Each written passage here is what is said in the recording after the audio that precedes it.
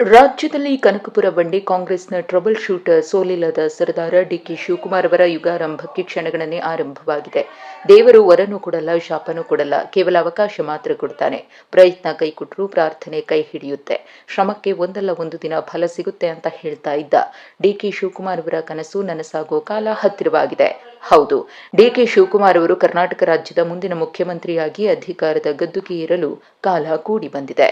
ಇಂದು ವಿಧಾನಸೌಧದಲ್ಲಿ ನಡೆದ ಕಾಂಗ್ರೆಸ್ ಶಾಸಕಾಂಗ ಪಕ್ಷದ ಸಭೆಯಲ್ಲಿ ಮುಂದಿನ 2 ವರ್ಷಗಳಿಗೆ ಡಿಕೆ ಶಿವಕುಮಾರ್ ಅವರನ್ನ ಶಾಸಕಾಂಗ ಪಕ್ಷದ ನಾಯಕನನ್ನಾಗಿ ಆಯ್ಕೆ ಮಾಡಲಾಗಿದ್ದು, ಈ ಮೂಲಕ ಅಧಿಕೃತವಾಗಿ ಡಿಕೆ ಶಿವಕುಮಾರ್ ಅವರು ಮುಖ್ಯಮಂತ್ರಿ ಹುದ್ದೆಗೆ ಅರ್ಹತೆ ಪಡೆದುಕೊಂಡಿದ್ದಾರೆ. ಸಭೆಯ ಆರಂಭದಲ್ಲಿ ಸಿದ್ದರಾಮಯ್ಯ ಅವರು ಶಾಸಕಾಂಗ ಪಕ್ಷದ ನಾಯಕನ ಸ್ಥಾನಕ್ಕೆ ರಾಜೀನಾಮೆ ನೀಡುತ್ತೇನೆ ಎಂದು ಘೋಷಣೆ ಮಾಡುತ್ತಾರೆ.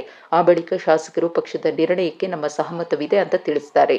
ನಂತರ ಕಾಂಗ್ರೆಸ್ ಹೈಕಮಾಂಡ್ ನೂತನ ನಾಯಕ ಡಿಕೆ ಶಿವಕುಮಾರ್ ಅವರ ಹೆಸರನ್ನ ಪ್ರಸ್ತಾಪಿಸಿದ್ದು, ಔಪಚಾರಿಕವಾಗಿ ಡಾಕ್ಟರ್ ಜಿ. ಪರಮೇಶ್ವರ್ ಅವರು ಅನುಮೋದನೆ ನೀಡುತ್ತಾರೆ.